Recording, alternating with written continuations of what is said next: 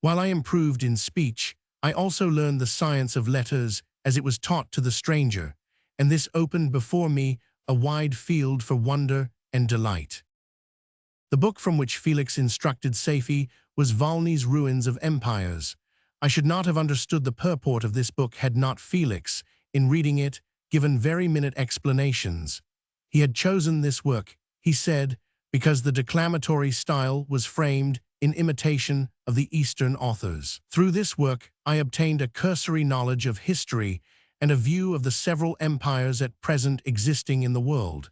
It gave me an insight into the manners, governments, and religions of the different nations of the earth. I heard of the slothful Asiatics, of the stupendous genius and mental activity of the Grecians, of the wars and wonderful virtue of the early Romans, of their subsequent degenerating, of the decline of that mighty empire, of chivalry, Christianity, and kings.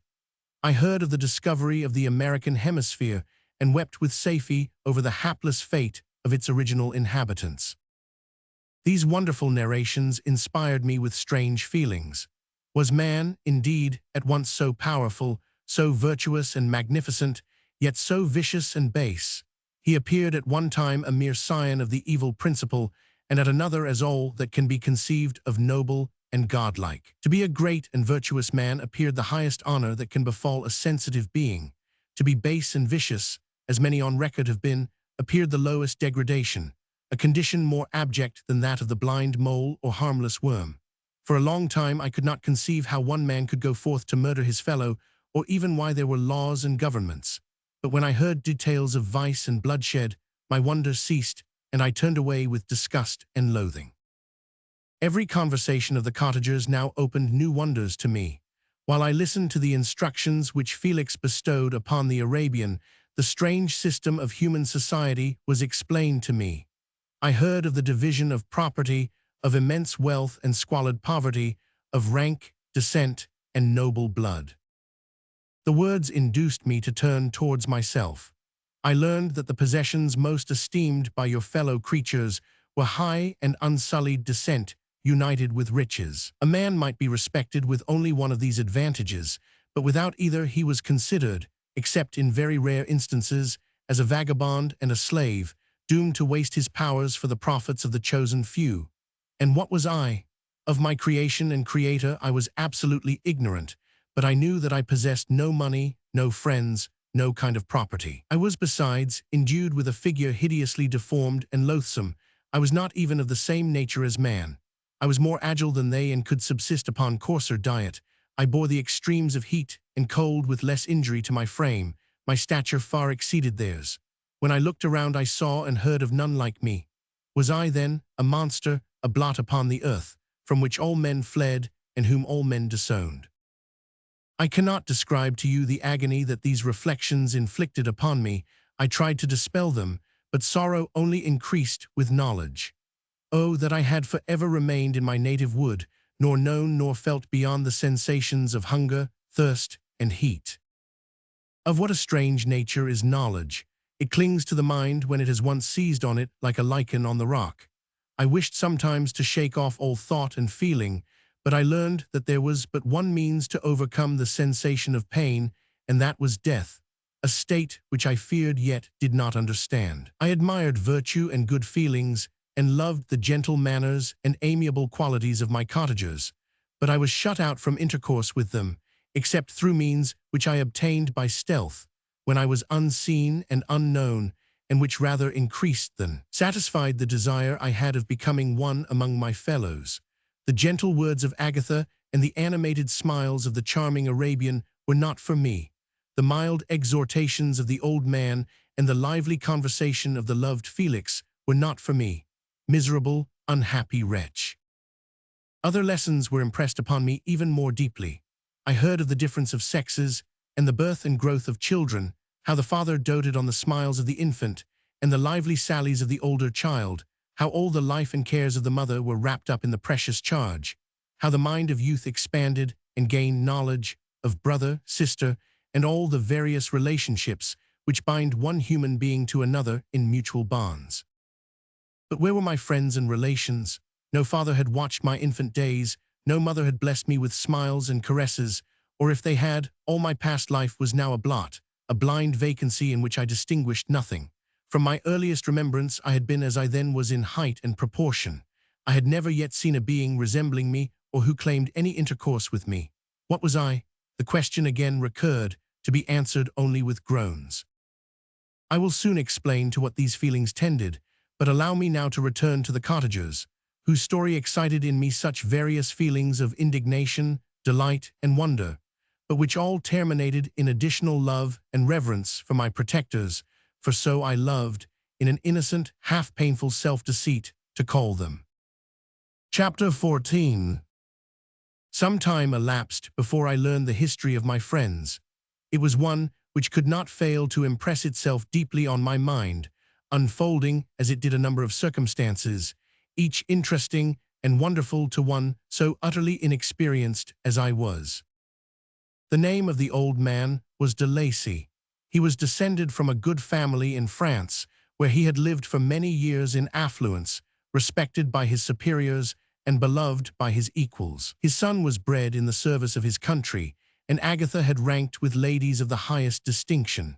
A few months before my arrival, they had lived in a large and luxurious city called Paris, surrounded by friends and possessed of every enjoyment which virtue, refinement of intellect, or taste, accompanied by a moderate fortune, could afford. The father of Safie had been the cause of their ruin. He was a Turkish merchant and had inhabited Paris for many years, when, for some reason which I could not learn, he became obnoxious to the government. He was seized and cast into prison the very day that Safie arrived from Constantinople to join him. He was tried and condemned to death. The injustice of his sentence was very flagrant. All Paris was indignant, and it was judged that his religion and wealth, rather than the crime alleged against him, had been the cause of his condemnation. Felix had accidentally been present at the trial. His horror and indignation were uncontrollable when he heard the decision of the court. He made, at that moment, a solemn vow to deliver him, and then looked around for the means. After many fruitless attempts to gain admittance to the prison, he found a strongly grated window in an unguarded part of the building, which lighted the dungeon of the unfortunate Mohammedan, who, loaded with chains, waited in despair the execution of the barbarous sentence. Felix visited the grate at night, and made known to the prisoner his intentions in his favor.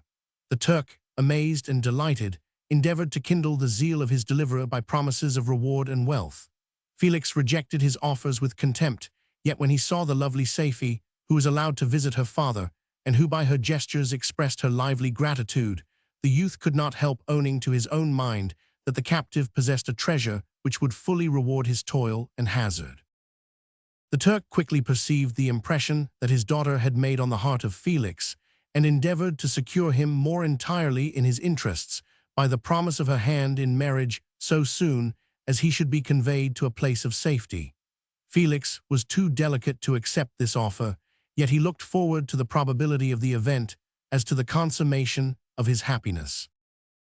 During the ensuing days, while the preparations were going forward for the escape of the merchant, the zeal of Felix was warmed by several letters that he received from this lovely girl, who found means to express her thoughts in the language of her lover by the aid of an old man, a servant of her father who understood French. She thanked him in the most ardent terms for his intended services towards her parent, and at the same time she gently deplored her own fate. I have copies of these letters, for I found means, during my residence in the hovel, to procure the implements of writing, and the letters were often in the hands of Felix or Agatha. Before I depart, I will give them to you. They will prove the truth of my tale, but at present, as the sun is already far declined, I shall only have time to repeat the substance of them to you. Safie related that her mother was a Christian Arab, seized and made a slave by the Turks. Recommended by her beauty, she had won the heart of the father of Safie, who married her. The young girl spoke in high and enthusiastic terms of her mother, who, born in freedom, spurned the bondage to which she was now reduced. She instructed her daughter in the tenets of her religion, and taught her to aspire to higher powers of intellect and an independence of spirit forbidden to the female followers of Mohammed. This lady died, but her lessons were indelibly impressed on the mind of Safie, who sickened at the prospect of again returning to Asia and being immured within the walls of a harem, allowed only to occupy herself with infantile amusements, ill-suited to the temper of her soul, now accustomed to grand ideas and a noble emulation for virtue. The prospect of marrying a Christian and remaining in a country where women were allowed to take a rank in society was enchanting to her. The day for the execution of the Turk was fixed, but on the night previous to it he quitted his prison and before morning was distant many leagues from Paris. Felix had procured passports in the name of his father, sister, and himself. He had previously communicated his plan to the former, who aided the deceit by quitting his house under the pretense of a journey and concealed himself with his daughter in an obscure part of Paris. Felix conducted the fugitives through France to Lyon and across Mont-Cenis to Leghorn, where the merchant had decided to wait a favorable opportunity of passing into some part of the Turkish dominions. Saifi resolved to remain with her father until the moment of his departure, before which time the Turk renewed his promise that she should be united to his deliverer, and Felix remained with them in expectation of that event. And in the meantime he enjoyed the society of the Arabian, who exhibited towards him the simplest and tenderest affection. They conversed with one another through the means of an interpreter, and sometimes with the interpretation of looks, and Saifi sang to him the divine airs of her native country. The Turk allowed this intimacy to take place and encouraged the hopes of the youthful lovers, while in his heart he had formed far other plans. He loathed the idea that his daughter should be united to a Christian, but he feared the resentment of Felix if he should appear lukewarm, for he knew that he was still in the power of his deliverer if he should choose to betray him to the Italian state which they inhabited. He revolved 1,000 plans by which he should be enabled to prolong the deceit until it might be no longer necessary, and secretly to take his daughter with him when he departed. His plans were facilitated by the news which arrived from Paris. The government of France were greatly enraged at the escape of their victim and spared no pains to detect and punish his deliverer. The plot of Felix was quickly discovered, and de Lacy and Agatha were thrown into prison.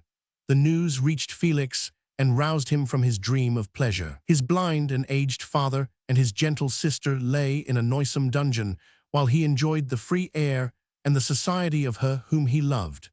This idea was torture to him. He quickly arranged with the Turk that if the latter should find a favorable opportunity for escape before Felix could return to Italy, Saifi should remain as a boarder at a convent at Leghorn. And then, quitting the lovely Arabian, he hastened to Paris and delivered himself up to the vengeance of the law, hoping to free de Lacy and Agatha by this proceeding. He did not succeed. They remained confined for 5 months before the trial took place, the result of which deprived them of their fortune and condemned them to a perpetual exile from their native country. They found a miserable asylum in the cottage in Germany, where I discovered them. Felix soon learned that the treacherous Turk, for whom he and his family endured such unheard-of oppression, on discovering that his deliverer was thus reduced to poverty and ruin, became a traitor to good feeling and honor, and had quitted Italy with his daughter, insultingly sending Felix a pittance of money to aid him, as he said, in some plan of future maintenance. Such were the events that preyed on the heart of Felix and rendered him, when I first saw him, the most miserable of his family. He could have endured poverty, and while this distress had been the meed of his virtue, he gloried in it, but the ingratitude of the Turk and the loss of his beloved Saifi were misfortunes more bitter and irreparable. The arrival of the Arabian now infused new life into his soul. When the news reached Leghorn that Felix was deprived of his wealth and rank, the merchant commanded his daughter to think no more of her lover, but to prepare to return to her native country. The generous nature of Saifi was outraged by this command. She attempted to expostulate with her father, but he left her angrily, reiterating his tyrannical mandate. A few days after, the Turk entered his daughter's apartment and told her hastily that he had reason to believe that his residence at Leghorn had been divulged, and that he should speedily be delivered up to the French government. He had consequently hired a vessel to convey him to Constantinople, for which city he should sail in a few hours. He intended to leave his daughter under the care of a confidential servant, to follow at her leisure with the greater part of his property, which had not yet arrived at Leghorn. When alone, Safie resolved in her own mind the plan of conduct that it would become her to pursue in this emergency. A residence in Turkey was abhorrent to her. Her religion and her feelings were alike averse to it. By some papers of her father which fell into her hands, she heard of the exile of her lover and learnt the name of the spot where he then resided. She hesitated some time, but at length she formed her determination. Taking with her some jewels that belonged to her and a sum of money, she quitted Italy with an attendant, a native of Leghorn, but who understood the common language of Turkey, and departed for Germany. She arrived in safety at a town about 20 leagues from the cottage of de Lacy, when her attendant fell dangerously ill. Safie nursed her with the most devoted affection, but the poor girl died, and the Arabian was left alone, unacquainted with the language of the country and utterly ignorant of the customs of the world. She fell, however, into good hands. The Italian had mentioned the name of the spot for which they were bound, and after her death, the woman of the house in which they had lived took care that Safie should arrive in safety at the cottage of her lover. Chapter 15. Such was the history of my beloved cottagers. It impressed me deeply. I learned, from the views of social life which it developed, to admire their virtues and to deprecate the vices of mankind. As yet I looked upon crime as a distant evil. Benevolence and generosity were ever present before me, inciting within me a desire to become an actor in the busy scene where so many admirable qualities were called forth and displayed. But in giving an account of the progress of my intellect, I must not omit a circumstance which occurred in the beginning of the month of August of the same year. One night during my accustomed visit to the neighboring wood, where I collected my own food and brought home firing for my protectors, I found on the ground a leathern portmanteau containing several articles of dress and some books. I eagerly seized the prize and returned with it to my hovel. Fortunately, the books were written in the language, the elements of which I had acquired at the cottage. They consisted of Paradise Lost, a volume of Plutarch's Lives, and the Sorrows of Werther. The possession of these treasures gave me extreme delight. I now continually studied and exercised my mind upon these histories, whilst my friends were employed in their ordinary occupations. I can hardly describe to you the effect of these books. They produced in me an infinity of new images and feelings that sometimes raised me to ecstasy, but more frequently sunk me into the lowest dejection. In the Sorrows of Werther, besides the interest of its simple and affecting story, so many opinions are canvassed, and so many lights thrown upon what had hitherto been to me obscure subjects, that I found in it a never-ending source of speculation and astonishment. The gentle and domestic manners it described, combined with lofty sentiments and feelings, which had for their object something out of self, accorded well with my experience among my protectors, and with the wants which were forever alive in my own bosom. But I thought Werther himself a more divine being than I had ever beheld or imagined. His character contained no pretension, but it sank deep. The disquisitions upon death and suicide were calculated to fill me with wonder. I did not pretend to enter into the merits of the case, yet I inclined towards the opinions of the hero, whose extinction I wept, without precisely understanding it. As I read, however, I applied much personally to my own feelings and condition. I found myself similar, yet at the same time strangely unlike to the beings concerning whom I read, and to whose conversation I was a listener. I sympathized with and partly understood them, but I was unformed in mind. I was dependent on none and related to none. The path of my departure was free, and there was none to lament my annihilation. My person was hideous and my stature gigantic. What did this mean? Who was I? What was I? Whence did I come? What was my destination? These questions continually recurred, but I was unable to solve them. The volume of Plutarch's Lives which I possessed contained the histories of the first founders of the ancient republics. This book had a far different effect upon me from the Sorrows of Werther. I learned from Werther's imaginations despondency and gloom, but Plutarch taught me high thoughts. He elevated me above the wretched sphere of my own reflections to admire and love the heroes of past ages. Many things I read surpassed my understanding and experience. I had a very confused knowledge of kingdoms, wide extents of country, mighty rivers, and boundless seas. but I was perfectly unacquainted with towns and large assemblages of men. The cottage of my protectors had been the only school in which I had studied human nature, but this book developed new and mightier scenes of action. I read of men concerned in public affairs, governing or massacring their species. I felt the greatest ardor for virtue rise within me and abhorrence for vice, as far as I understood the signification of those terms, relative as they were, as I applied them to pleasure and pain alone. Induced by these feelings, I was of course led to admire peaceable lawgivers, Numa, Solon, and Lycurgus, in preference to Romulus and Theseus. The patriarchal lives of my protectors caused these impressions to take a firm hold on my mind. Perhaps, if my first introduction to humanity had been made by a young soldier, burning for glory and slaughter, I should have been imbued with different sensations. But Paradise Lost excited different and far deeper emotions. I read it, as I had read the other volumes which had fallen into my hands, as a true history. It moved every feeling of wonder and awe that the picture of an omnipotent God warring with his creatures was capable of exciting. I often referred the several situations as their similarity struck me to my own. Like Adam, I was apparently united by no link to any other being in existence, but his state was far different from mine in every other respect. He had come forth from the hands of God, a perfect creature, happy and prosperous, guarded by the especial care of his Creator. He was allowed to converse with and acquire knowledge from beings of a superior nature, but I was wretched, helpless, and alone.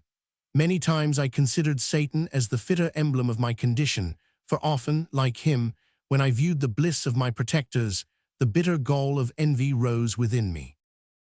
Another circumstance strengthened and confirmed these feelings.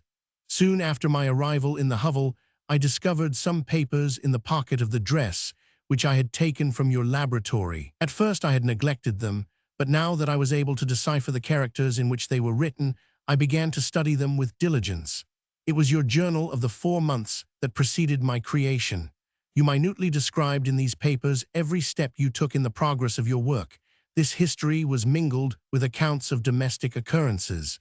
You doubtless recollect these papers. Here they are. Everything is related in them which bears reference to my accursed origin. The whole detail of that series of disgusting circumstances which produced it is set in view. The minutest description of my odious and loathsome person is given, in language which painted your own horrors and rendered mine indelible. I sickened as I read. Hateful day when I received life, I exclaimed in agony, accursed Creator, why did you form a monster so hideous that even you turned from me in disgust? God, in pity, made man beautiful and alluring after his own image, but my form is a filthy type of yours, more horrid even from the very resemblance. Satan had his companions, fellow devils, to admire and encourage him, but I am solitary and abhorred. These were the reflections of my hours of despondency and solitude. But when I contemplated the virtues of the cottagers, their amiable and benevolent dispositions, I persuaded myself that when they should become acquainted with my admiration of their virtues, they would compassionate me and overlook my personal deformity. Could they turn from their door one, however monstrous, who solicited their compassion and friendship? I resolved, at least, not to despair, but in every way to fit myself for an interview with them which would decide my fate. I postponed this attempt for some months longer, for the importance attached to its success inspired me with a dread lest I should fail. Besides, I found that my understanding improved so much with every day's experience that I was unwilling to commence this undertaking until a few more months should have added to my sagacity. Several changes, in the meantime, took place in the cottage. The presence of Safie diffused happiness among its inhabitants, and I also found that a greater degree of plenty reigned there. Felix and Agatha spent more time in amusement and conversation, and were assisted in their labors by servants. They did not appear rich, but they were contented and happy. Their feelings were serene and peaceful, while mine became every day more tumultuous. Increase of knowledge only discovered to me more clearly what a wretched outcast I was. I cherished hope, it is true, but it vanished when I beheld my person reflected in water or my shadow in the moonshine, even as that frail image and that inconstant shade. I endeavored to crush these fears and to fortify myself for the trial which in a few months I resolved to undergo. And sometimes I allowed my thoughts, unchecked by reason, to ramble in the fields of paradise, and dared to fancy amiable and lovely creatures sympathizing with my feelings and, cheering my gloom, their angelic countenances breathed smiles of consolation. But it was all a dream. No Eve soothed my sorrows nor shared my thoughts. I was alone. I remembered Adam's supplication to his Creator, but where was mine? He had abandoned me, and in the bitterness of my heart I cursed him. Autumn passed thus. I saw, with surprise and grief, the leaves decay and fall, and nature again assumed the barren and bleak appearance it had worn when I first beheld the woods and the lovely moon. Yet I did not heed the bleakness of the weather. I was better fitted by my conformation for the endurance of cold than heat. But my chief delights were the sight of the flowers, the birds, and all the gay apparel of summer. When those deserted me, I turned with more attention towards the cottagers. Their happiness was not decreased by the absence of summer. They loved and sympathized with one another, and their joys, depending on each other, were not interrupted by the casualties that took place around them. The more I saw of them, the greater became my desire to claim their protection and kindness. My heart yearned to be known and loved by these amiable creatures. To see their sweet looks directed towards me with affection was the utmost limit of my ambition. I dared not think that they would turn them from me with disdain and horror. The poor that stopped at their door were never driven away. I asked, it is true, for greater treasures than a little food or rest. I required kindness and sympathy, but I did not believe myself utterly unworthy of it. The winter advanced, and an entire revolution of the seasons had taken place since I awoke into life. My attention at this time was solely directed towards my plan of introducing myself into the cottage of my protectors. I revolved many projects, but that on which I finally fixed was to enter the dwelling when the blind old man should be alone. I had sagacity enough to discover that the unnatural hideousness of my person was the chief object of horror with those who had formerly beheld me. My voice, although harsh, had nothing terrible in it. I thought, therefore, that if in the absence of his children I could gain the goodwill and mediation of the old de Lacy, I might by his means be tolerated by my younger protectors. One day, when the sun shone on the red leaves that strewed the ground and diffused cheerfulness, although it denied warmth, Safie, Agatha, and Felix departed on a long country walk, and the old man, at his own desire, was left alone in the cottage. When his children had departed, he took up his guitar and played several mournful but sweet airs, more sweet and mournful than I had ever heard him play before. At first, his countenance was illuminated with pleasure, but as he continued, thoughtfulness and sadness succeeded. At length, laying aside the instrument, he sat absorbed in reflection. My heart beat quick. This was the hour and moment of trial, which would decide my hopes or realize my fears. The servants were gone to a neighboring fair. All was silent in and around the cottage. It was an excellent opportunity, yet when I proceeded to execute my plan, my limbs failed me and I sank to the ground. Again I rose, and exerting all the firmness of which I was master, removed the planks which I had placed before my hovel to conceal my retreat. The fresh air revived me, and with renewed determination I approached the door of their cottage. I knocked. "Who is there?" said the old man. "Come in." I entered. "Pardon this intrusion," said I. "I am a traveler in want of a little rest. You would greatly oblige me if you would allow me to remain a few minutes before the fire." "Enter," said de Lacy, "and I will try in what manner I can to relieve your wants. But unfortunately, my children are from home, and as I am blind, I am afraid I shall find it difficult to procure food for you." "Do not trouble yourself, my kind host. I have food. It is warmth and rest only that I need." I sat down, and a silence ensued. I knew that every minute was precious to me, yet I remained irresolute in what manner to commence the interview, when the old man addressed me. "By your language, stranger, I suppose you are my countryman. Are you French?" "No, but I was educated by a French family and understand that language only. I am now going to claim the protection of some friends whom I sincerely love and of whose favor I have some hopes." Are they Germans? No, they are French, but let us change the subject. I'm an unfortunate and deserted creature. I look around, and I have no relation or friend upon earth. These amiable people to whom I go have never seen me and know little of me.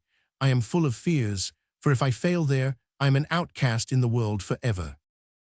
Do not despair. To be friendless is indeed to be unfortunate, but the hearts of men, when unprejudiced by any obvious self-interest, are full of brotherly love and charity. Rely, therefore, on your hopes, and if these friends are good and amiable, do not despair. They are kind, they are the most excellent creatures in the world, but unfortunately they are prejudiced against me. I have good dispositions, my life has been hitherto harmless and in some degree beneficial, but a fatal prejudice clouds their eyes, and where they ought to see a feeling and kind friend, they behold only a detestable monster. That is indeed unfortunate, but if you are really blameless, cannot you undeceive them? I am about to undertake that task, and it is on that account that I feel so many overwhelming terrors. I tenderly love these friends. I have, unknown to them, been for many months in the habits of daily kindness towards them, but they believe that I wish to injure them, and it is that prejudice which I wish to overcome. Where do these friends reside? Near this spot. The old man paused and then continued, If you will unreservedly confide to me the particulars of your tale, I perhaps may be of use in undeceiving them. I am blind and cannot judge of your countenance, but there is something in your words which persuades me that you are sincere. I am poor and an exile, but it will afford me true pleasure to be in any way serviceable to a human creature. Excellent man, I thank you and accept your generous offer. You raise me from the dust by this kindness, and I trust that, by your aid, I shall not be driven from the society and sympathy of your fellow creatures. Heaven forbid, even if you were really criminal, for that can only drive you to desperation and not instigate you to virtue. I also am unfortunate. I and my family have been condemned, although innocent. Judge, therefore, if I do not feel for your misfortunes. How can I thank you, my best and only benefactor? From your lips first have I heard the voice of kindness directed towards me. I shall be forever grateful, and your present humanity assures me of success with those friends whom I am on the point of meeting. May I know the names and residence of those friends? I paused. This, I thought, was the moment of decision, which was to rob me of or bestow happiness on me forever. I struggled vainly for firmness sufficient to answer him, but the effort destroyed all my remaining strength. I sank on the chair and sobbed aloud. At that moment I heard the steps of my younger protectors. I had not a moment to lose, but seizing the hand of the old man, I cried, Now is the time. Save and protect me. You and your family are the friends whom I seek. Do not you desert me in the hour of trial. Great God, exclaimed the old man, who are you? At that instant, the cottage door was opened, and Felix, Safie, and Agatha entered. Who can describe their horror and consternation on beholding me? Agatha fainted, and Safie, unable to attend to her friend, rushed out of the cottage. Felix darted forward, and with supernatural force tore me from his father, to whose knees I clung in a transport of fury. He dashed me to the ground and struck me violently with a stick. I could have torn him limb from limb, as the lion rends the antelope, but my heart sank within me as with bitter sickness, and I refrained. I saw him on the point of repeating his blow, when overcome by pain and anguish, I quitted the cottage, and in the general tumult escaped unperceived to my hovel. Chapter 16. Cursed Creator, why did I live? Why in that instant did I not extinguish the spark of existence which you had so wantonly bestowed? I know not. Despair had not yet taken possession of me. My feelings were those of rage and revenge.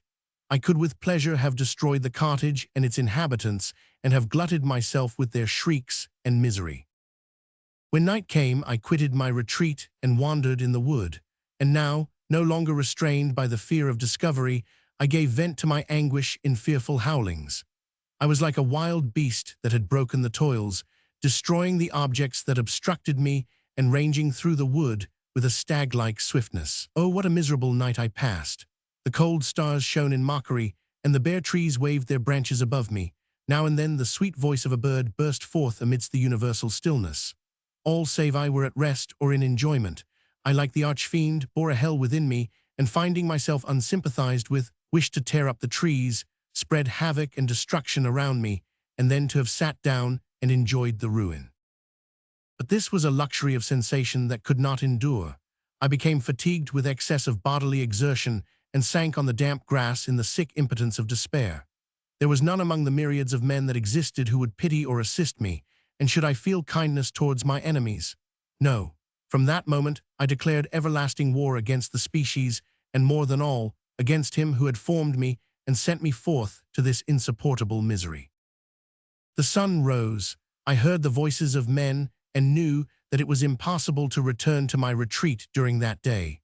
Accordingly, I hid myself in some thick underwood, determining to devote the ensuing hours to reflection on my situation.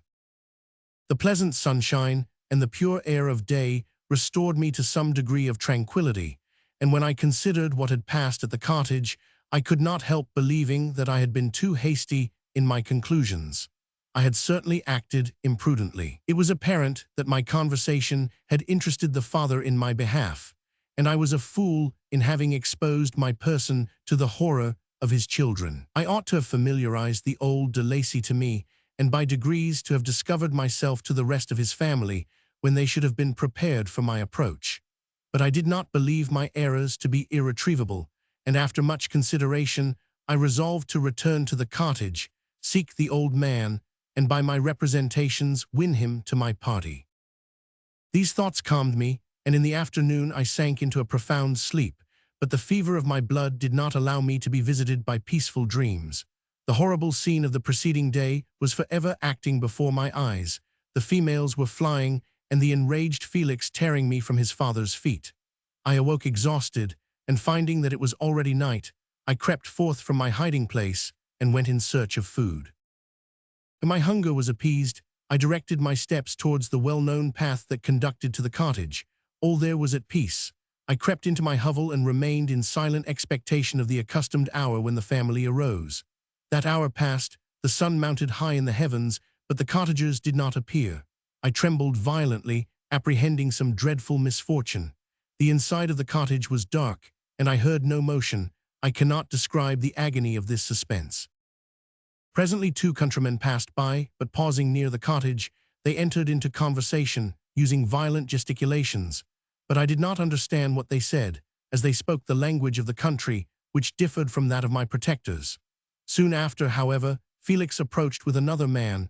I was surprised, as I knew that he had not quitted the cottage that morning, and waited anxiously to discover from his discourse the meaning of these unusual appearances. "Do you consider," said his companion to him, "that you will be obliged to pay 3 months' rent and to lose the produce of your garden? I do not wish to take any unfair advantage, and I beg therefore that you will take some days to consider of your determination." "It is utterly useless," replied Felix.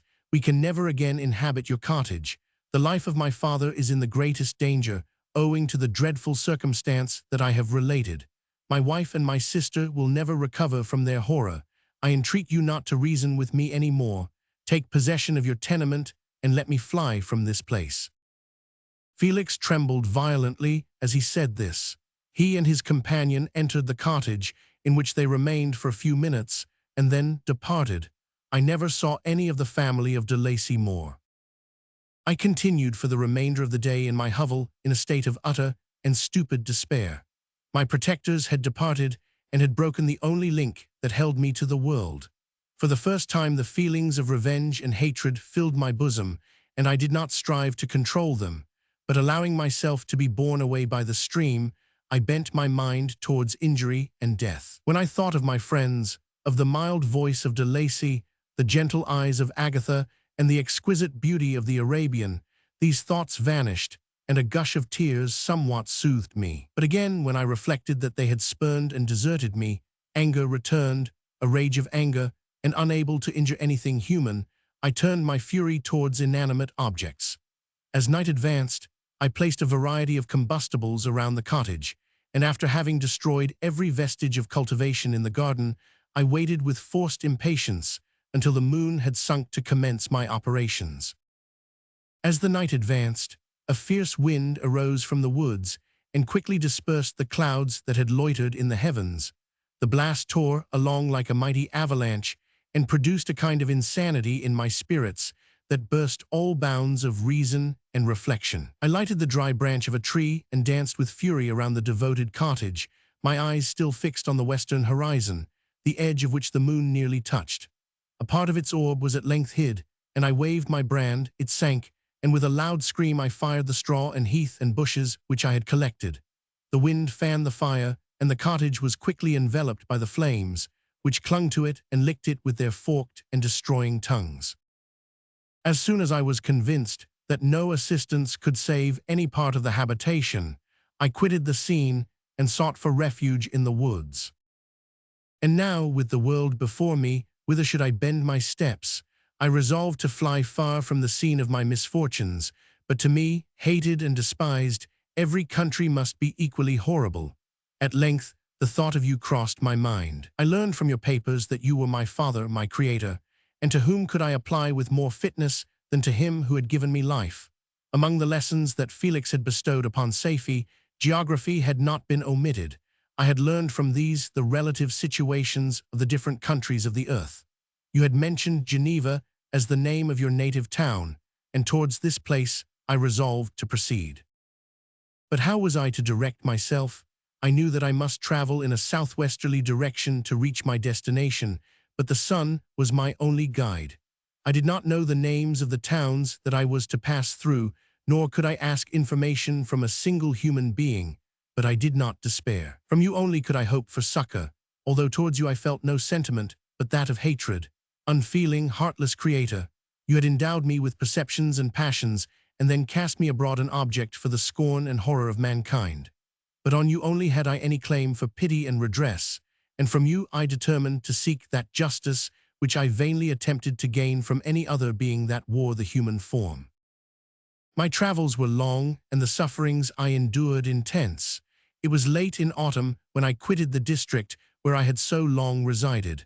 I traveled only at night, fearful of encountering the visage of a human being. Nature decayed around me, and the sun became heatless. Rain and snow poured around me, mighty rivers were frozen, the surface of the earth was hard and chill and bare, and I found no shelter. O earth, how often did I imprecate curses on the cause of my being? The mildness of my nature had fled, and all within me was turned to gall and bitterness. The nearer I approached to your habitation, the more deeply did I feel the spirit of revenge enkindled in my heart. Snow fell, and the waters were hardened, but I rested not. A few incidents now and then directed me, and I possessed a map of the country, but I often wandered wide from my path. The agony of my feelings allowed me no respite. No incident occurred from which my rage and misery could not extract its food. But a circumstance that happened when I arrived on the confines of Switzerland, when the sun had recovered its warmth, and the earth again began to look green, confirmed in an especial manner the bitterness and horror of my feelings. I generally rested during the day, and traveled only when I was secured by night from the view of man. One morning, however, finding that my path lay through a deep wood, I ventured to continue my journey after the sun had risen. The day, which was one of the first of spring, cheered even me by the loveliness of its sunshine and the balminess of the air. I felt emotions of gentleness and pleasure that had long appeared dead revive within me. Half surprised by the novelty of these sensations, I allowed myself to be borne away by them, and forgetting my solitude and deformity, dared to be happy. Soft tears again bedewed my cheeks, and I even raised my humid eyes with thankfulness towards the blessed sun, which bestowed such joy upon me. I continued to wind among the paths of the wood, until I came to its boundary, which was skirted by a deep and rapid river, into which many of the trees bent their branches, now budding with the fresh spring. Here I paused, not exactly knowing what path to pursue, when I heard the sound of voices that induced me to conceal myself under the shade of a cypress. I was scarcely hid when a young girl came running towards the spot where I was concealed, laughing, as if she ran from someone in sport. She continued her course along the precipitous sides of the river, when suddenly her foot slipped, and she fell into the rapid stream. I rushed from my hiding place, and with extreme labor, from the force of the current, saved her and dragged her to shore. She was senseless, and I endeavored by every means in my power to restore animation, when I was suddenly interrupted by the approach of a rustic, who was probably the person from whom she had playfully fled. On seeing me, he darted towards me, and tearing the girl from my arms, hastened towards the deeper parts of the wood. I followed speedily, I hardly knew why, but when the man saw me draw near, he aimed a gun, which he carried, at my body and fired. I sank to the ground, and my injurer, with increased swiftness, escaped into the wood.